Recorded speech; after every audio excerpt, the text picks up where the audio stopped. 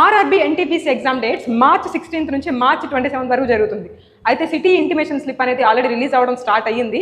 But ఇది అందరికీ ఒకేసారి రిలీజ్ అవ్వదు, బ్యాచ్ వైజ్ రిలీజ్ అవుతుంది. మీ ఎగ్జామ్కి 10 days బిఫోర్ మాత్రమే సిటీ ఇంటిమేషన్ స్లిప్ అనేది రిలీజ్ అవుతుంది. అలానే 4 days ముందు అడ్మిట్ కార్డ్ వస్తుంది. అసలు ఇదంతా ఇన్ఫర్మేషన్ ఏంటో ఇప్పుడు మనం చూద్దాం. So RRB NTPC graduate level apply చేశారు కదా, సో మీ అందరికీ సిటీ ఇంటిమేషన్ స్లిప్ అనేది బ్యాచ్ వైజ్ రిలీజ్ అవ్వడం జరుగుతుంది. సిటీ ఇంటిమేషన్ స్లిప్లో మీ యొక్క ఎగ్జామ్ సిటీ, ఎగ్జామ్ డేట్, అలానే షిఫ్ట్ టైమింగ్, దీంతో పాటు రిపోర్టింగ్ టైం ఇవన్నీ అందులో మెన్షన్ చేస్తారు. But city intimation slip is not admit card. So city intimation slip తీసుకొని మీరు ఎగ్జామ్కి వెళ్తే మట్టుకు వాళ్ళు ఎలా చేయరు, అడ్మిట్ కార్డ్ కూడా తీసుకెళ్ళాలి. డీటెయిల్స్ చూద్దాం చూడండి.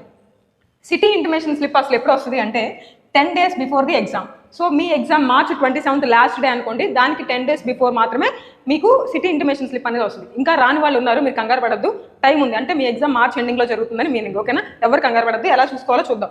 సో ఆర్ఆర్బీ రీజనల్ వెబ్సైట్స్ ఉన్నాయి కదా, సికింద్రాబాద్ జోన్కి అలానే భువనేశ్వర్ జోన్కి, ఆ యొక్క రీజనల్ వెబ్సైట్స్కి వెళ్ళి మీరు డైరెక్ట్గా చూసుకోవచ్చు.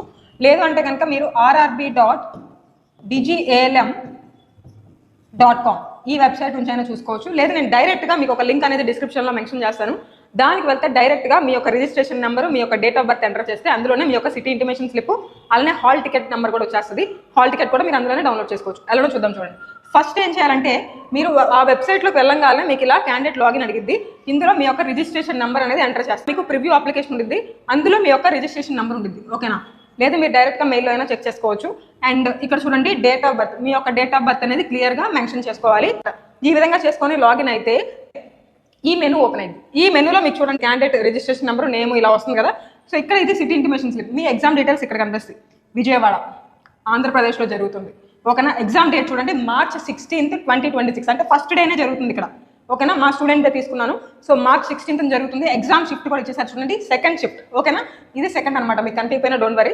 సో ఈ విధంగా మీకు సిటీ ఇంటిమేషన్ స్లిప్ అనేది జరిగింది. సో ఇలా ఓపెన్, ఈ మెనూ ఓపెన్ అయితే మీరు స్క్రోల్ అప్ చేయగానే మీకు ఇలా డీటెయిల్స్ వస్తాయి. ఇక్కడ చూడండి, సిటీ ఇంటిమేషన్ స్లిప్కి అడ్మిట్ కార్డ్కి వేరియేషన్ ఏంటి?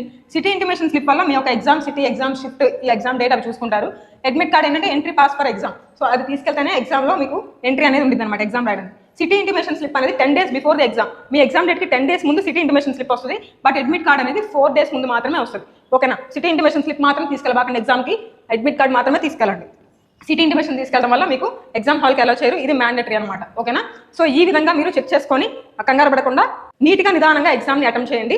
సో మీకు చూడండి, ఎగ్జామ్లో మీకు 40 marks జీకే వస్తుంది, 30 marks అర్థమెటిక్ వస్తుంది, అండ్ 30 marks రీజనింగ్ వస్తుంది. జీకేలో ఇందులో కరెంట్ అఫైర్స్, సైన్స్ ఇంకా అన్ని ఇందులోనే ఉంటాయి. సో చూడండి, ఇది ఎగ్జామ్ వచ్చేసరికి మీకు 90 minutes ఉంటుంది, 100 questions అనేది అటెంప్ట్ చేయాల్సి వస్తుంది. యాక్యురసీ మెయింటైన్ చేస్తూ ఎగ్జామ్ పెట్టండి, మీకంటే తోపు ఎవరు లేరు. All the best.